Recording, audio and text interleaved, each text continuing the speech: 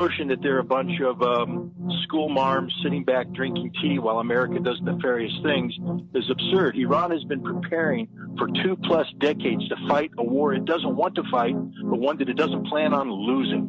We can't destroy Iran.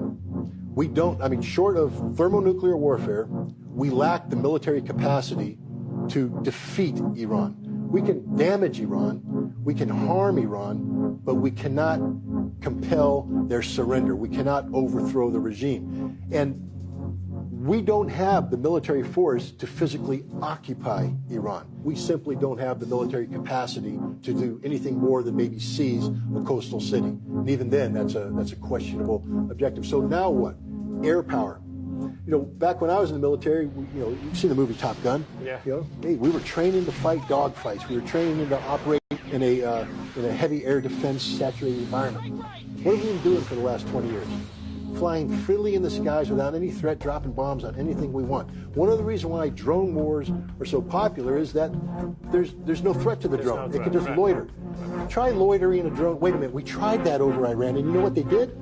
Because they've been watching us, the Beast of Kandahar, that top secret stealth drone, the Iranians hacked into it, took control of it, flew it and landed it on their soil, reverse engineered it, and today they have hundreds of clones of America's most sensitive drone operating under the Iranian flag. So, no, operating our air forces over Iran is a completely different ballgame.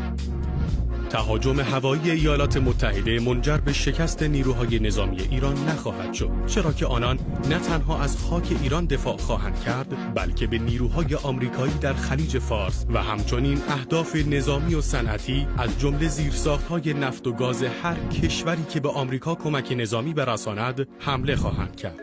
They said we're going to continue to back the government of Syria because it's been a close ally to us.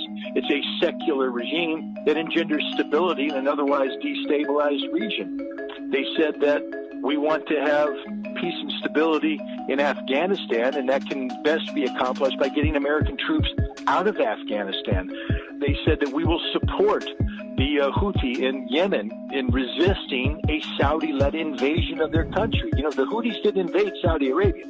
It was the other way around. Saudi Arabia invaded Yemen, and the Iranians are providing support for that. So, yes, there is truth that Iran is a player in the region, but to call it malign is to be ignorant of the realities of the region. It might be malign insofar as it is in opposition to American policy objectives, but since most American policy objectives in the Middle East are either corrupt or in support of corrupt regimes, one has a hard time articulating that the Iranians are the bad guys. $533 million.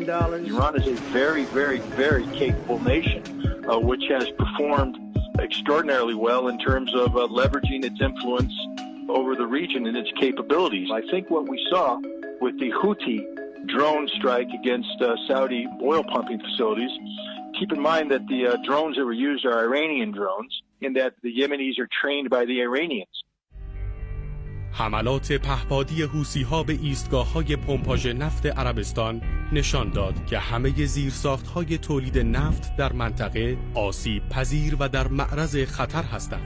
بدین ترتیب هر گونه اقدام نظامی علیه ایران منجر به توقف تقریباً کامل صادرات نفت از کشورهای عربی حاشیه خلیج فارس خواهد شد که تأثیر ویرانگری بر اقتصاد آمریکا، اروپا و باقی کشورهای جهان خواهد داشت.